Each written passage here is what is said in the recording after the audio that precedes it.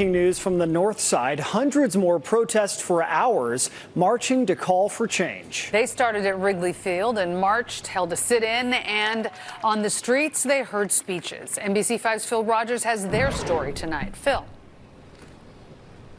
You know, Marion, I'm no expert at estimating crowds, but I will tell you that this march was enormous, maybe a few thousand people. The speeches were heated, but the event itself was peaceful.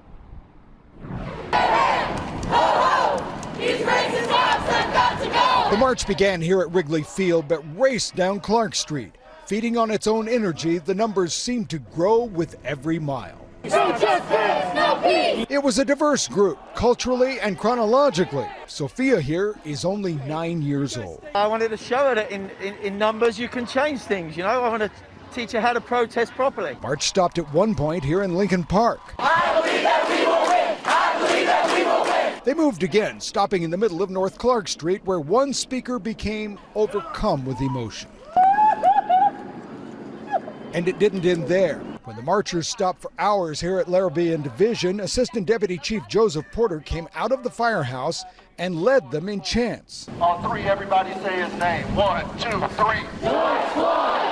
Then he asked a favor, move aside to let my fire engines out. And they did. Watching all of it, Chicago police, who had to endure hours of less than flattering rhetoric. But the march was enormous and peaceful. I think this is awesome to see everybody come together as one.